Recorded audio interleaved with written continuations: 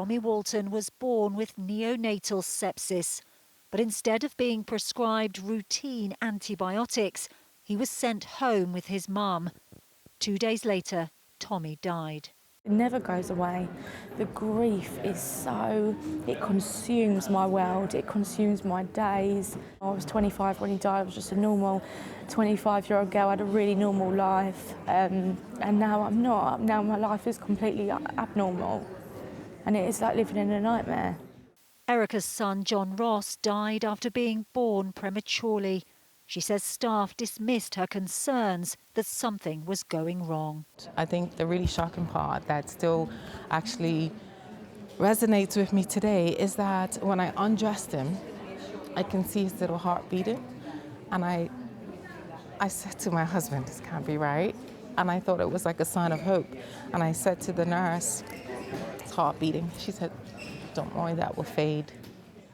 Danielle Clark had a traumatic birth with her son Noah. I just remember him being born and there was no noise, and I said, is everything okay? And everyone said, yeah, it's okay, but they knew it wasn't okay. It was just that, let's reassure mum. And then literally within an hour, 2 hours after, a photograph of him was put on my bedside table from special care to say, this is your baby, this is what he looks like.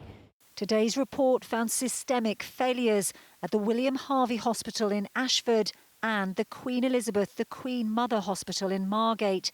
It said families were not listened to and many babies were harmed by poor care. The inquiry reviewed 202 cases between 2009 and 2020. It found in 97 cases the outcome could have been different if care had been given to nationally recognised standards. It found 12 out of 17 cases of brain damage could have been prevented, and 45 out of 65 baby deaths could have been avoided. This cannot go on. We cannot go on treating each individual service failure as though it's a one-off, never to be repeated, isolated failure, because experience says if that's what we do, it'll pop up again somewhere else. Today, the Trust's chief executive apologised. I want to say sorry and apologise unreservedly for the harm and suffering that has been experienced by the women and babies who were within our care, together with their families, and as described in today's report. These families came to us expecting that we would care for them safely, and we failed them. Tommy's mum says sorry isn't good enough. How can a sorry justify but my baby being dead and when he didn't have to be?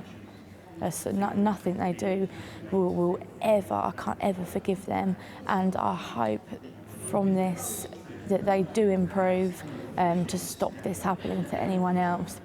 Like so many babies, Tommy should still be here, but the families say they worry that lessons still haven't been learnt. And that last point you made there, Laid, on lessons haven't been learned and worry that they haven't been, because sadly, this isn't the only time we've seen a maternity scandal in this country. Yes, this comes after the Ockenden report revealed that more than 200 babies and 9 mothers died due to failings in Shrewsbury and Telford.